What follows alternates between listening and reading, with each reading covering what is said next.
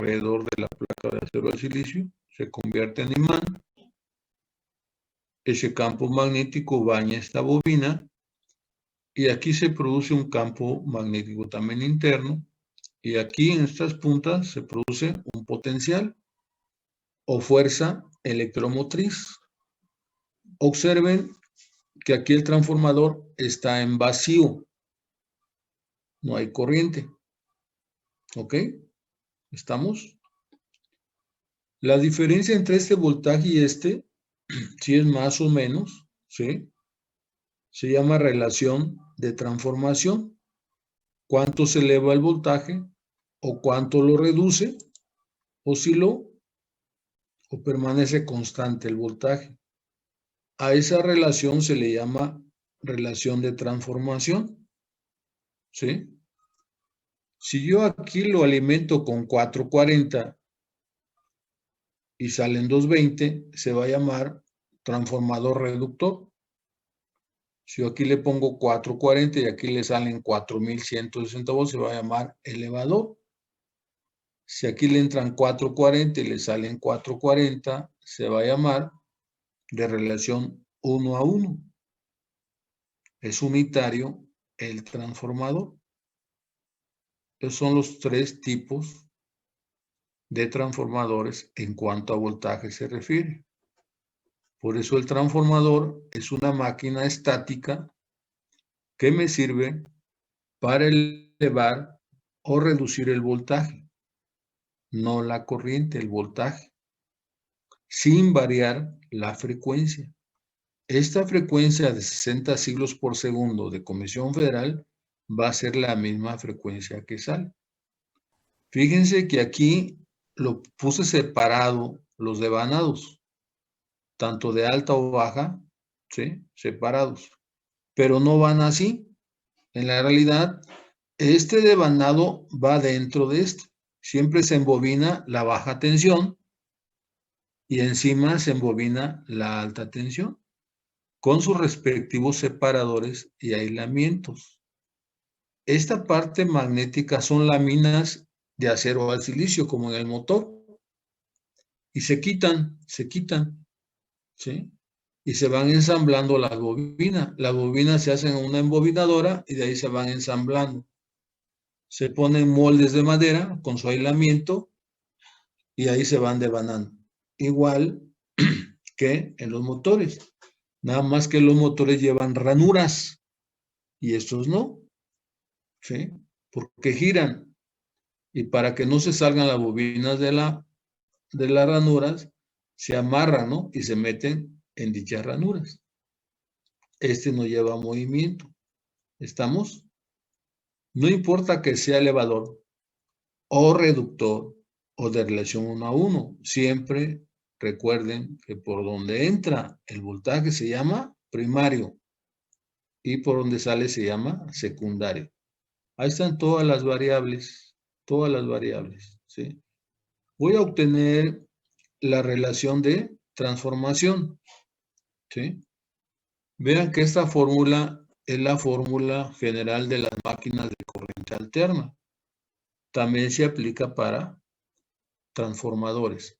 Nada más que va a haber una diferencia. Al voltaje primario le voy a poner una P.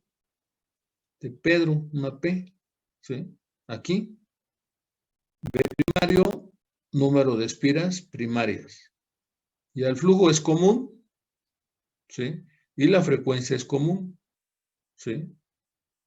¿Estamos? Y en la otra fórmula le voy a poner secundario. Entonces aquí tengo las fórmulas, el voltaje que entra y el voltaje que sale. ¿Estamos? Si yo divido estas dos fórmulas,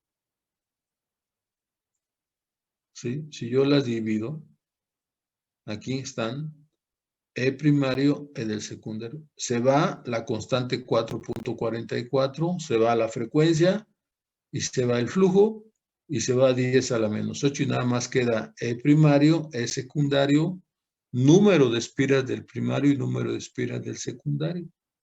Esta es la famosa, ¿sí?, fórmula de relación de transformación. ¿Qué me indica esa fórmula? Pues cuánto se eleva o se reduce el voltaje o lo permanece constante. Yo lo puedo obtener con esta fórmula o con esta fórmula, ¿sí? ¿Cómo se va a obtener? Siempre se va a obtener la alta tensión entre la baja tensión o el número de espiras mayor entre el número de espiras menor. Olvídense del primario y secundario en este caso. Aquí le puse primario porque aquí entra por ahí la energía y por aquí sale.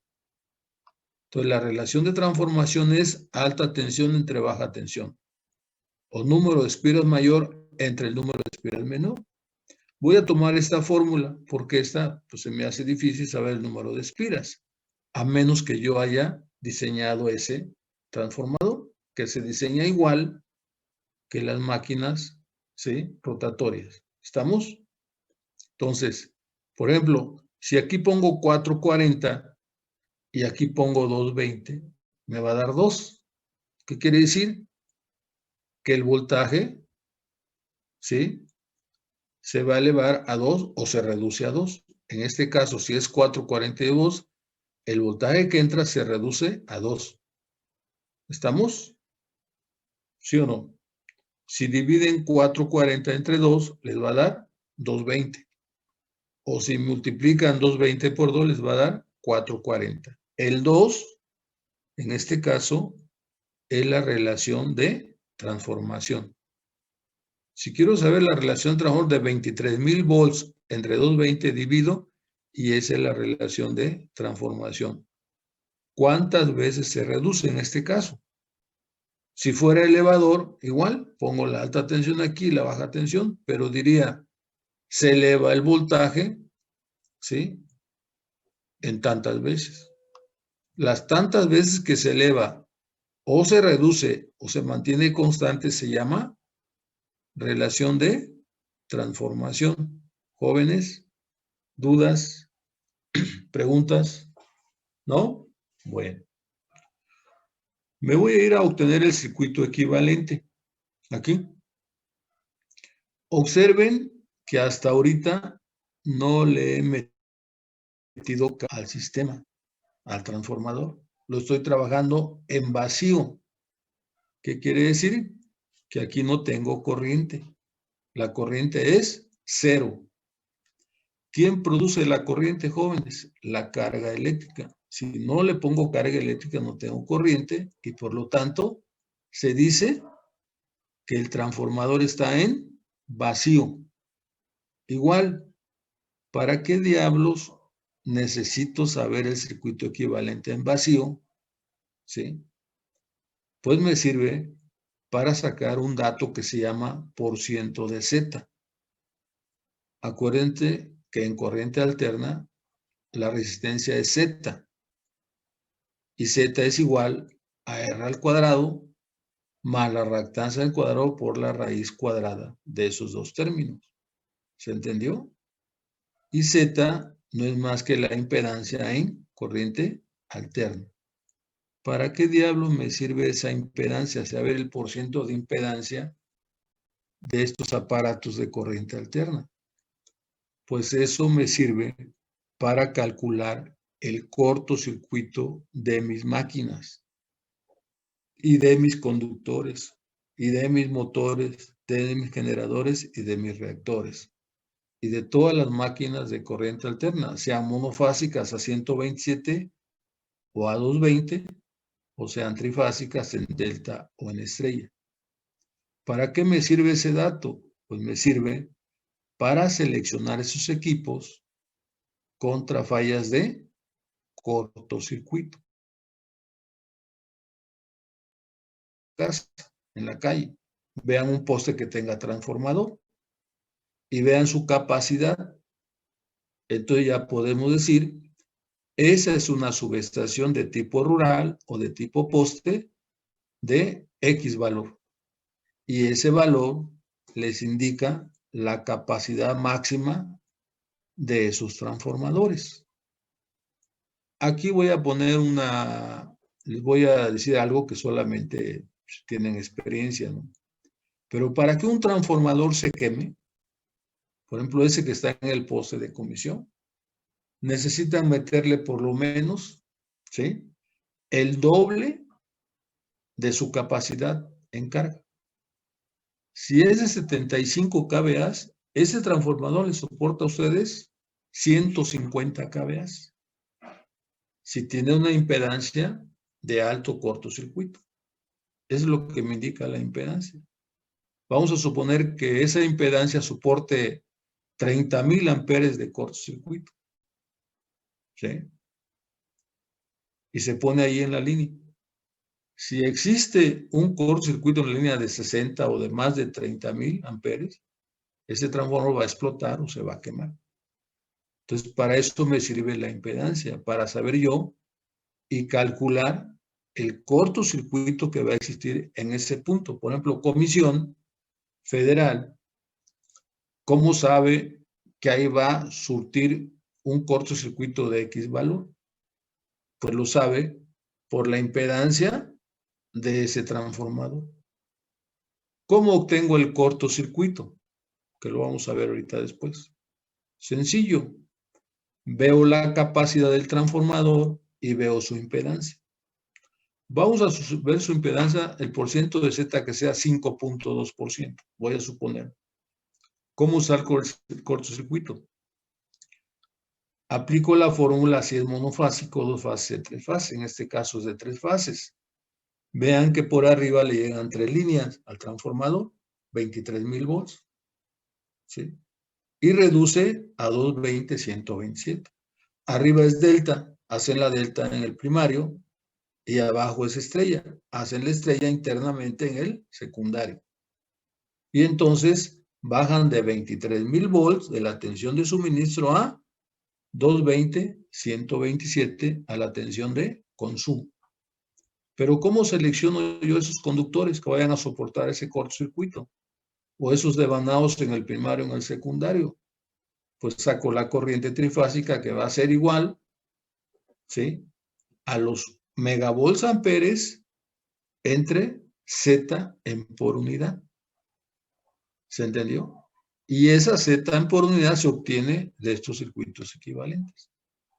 Entonces, si es de 75 kVA, lo paso a MVA, sería 0.075, y lo divido entre Z en por unidad. ¿Cómo obtengo Z en por unidad? Lo voy a obtener con el porciento de Z entre 100. Si es 5.2 la impedancia, divido 5.2 entre 100 y me da 0.052. Entonces voy a dividir 0.075 MVA entre 0.052 y esa es la corriente de cortocircuito en alta tensión. ¿Se entendió? Con ese cortocircuito le voy a decir al proveedor, aquí debes de poner un transformador, o a Comisión Federal, o Comisión Federal dice, aquí necesito un transformador que soporte mínimo este valor de cortocircuito. Porque si no lo soporta, cuando suceda un cortocircuito, este transformador va a explotar.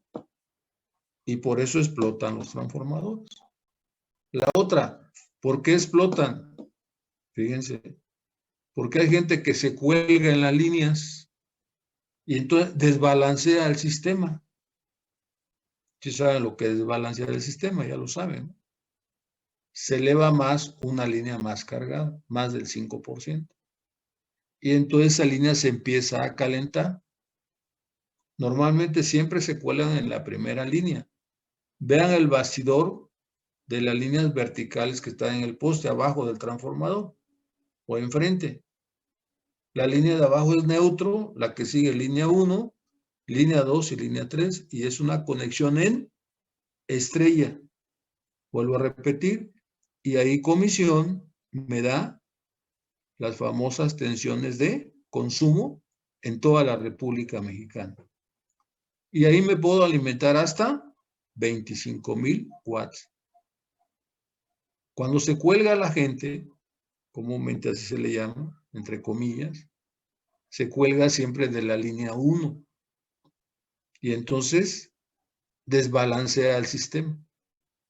Y ese conductor se empieza a calentar. Ese calentamiento se va al devanado secundario y empieza a hervir el aceite. Como hierve el aceite, entonces el aceite se empieza a subir. Se sube. Y empieza a dar vuelta adentro, aceleradamente. Entre más caliente esté, más aceleradamente. Llega un momento que emite tanto vapor que empieza a inflarse el transformador y con el tiempo explota. Ese es el otro error que cometen los usuarios de colgarse en las líneas de comisión. Para que no haga eso y compense un poco, Comisión Federal conecta capacitores en alta tensión. ¿Qué función tiene el capacitor? De darle mayor potencia al transformador. Si yo tengo un transformador ahí en su casa, en la calle de 75 kVA, y le pongo un capacitor, ¿sí?, de 30, entonces el transformador va a aumentar su potencia, ¿a qué? A 105 kVA. Y para que ese transformador se queme, si es que tiene buena impedancia, se quema solamente que ustedes le conecten carga a un 50% más de su capacidad. ¿Se entendió, jóvenes? ¿Dudas? ¿Preguntas? ¿Cómo se tiene el circuito equivalente? Igual que el motor. Se sacan las fórmulas. Esta es una malla de Kirchhoff y esa es otra malla de Kirchhoff. Aquí le puse I0 porque indica la corriente en vacío. Esta es la corriente de histéresis en vacío. Pero acá no hay corriente. ¿Por qué? Porque no hay carga. ¿Se entendió? Esta corriente la provoca el campo magnético. ¿Estamos? Ustedes estudiaron circuitos eléctricos. Por ahí les explicaban lo que es un circuito RX, lo que es un circuito capacitivo, inductivo o resistivo. ¿Ok? Acuérdense que estos sistemas eléctricos de México tienen nada más 3 cargas.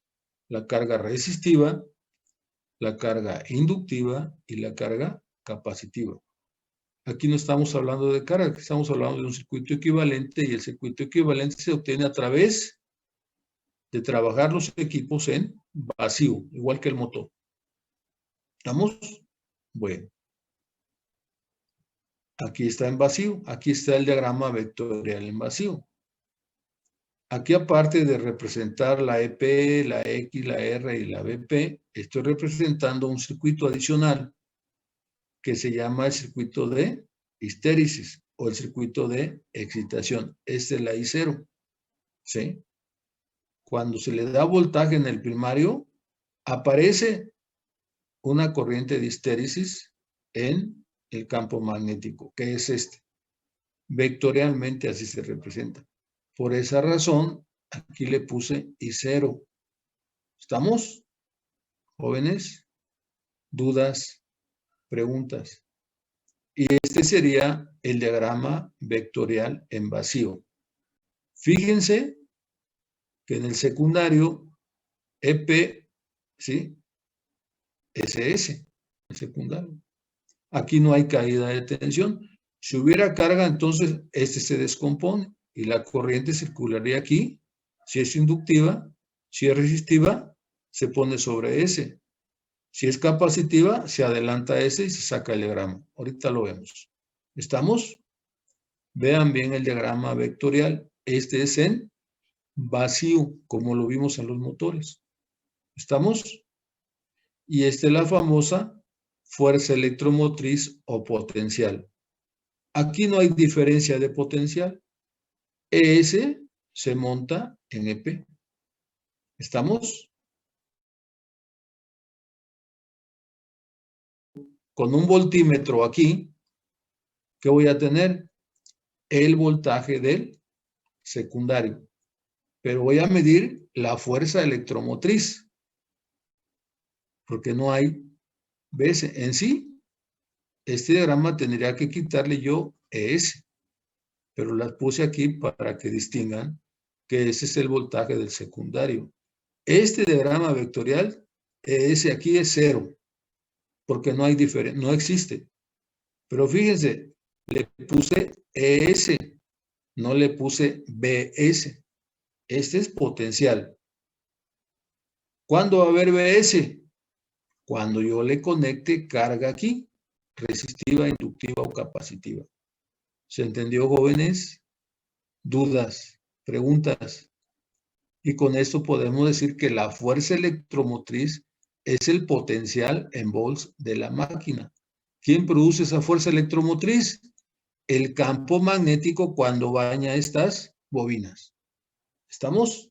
Entonces la fuerza electromotriz, igual que en el motor, la produce el campo magnético. ¿Estamos, jóvenes? Y también observen que esto está separado eléctricamente, está unido magnéticamente. ¿Se entendió? ¿Jóvenes? ¿Sí o no? Sí, profe. Bueno, hay otro aparato que se llama autotransformador, que por ahí está más adelante. Autotransformador. ¿Qué diferencia hay entre un transformador y un autotransformador?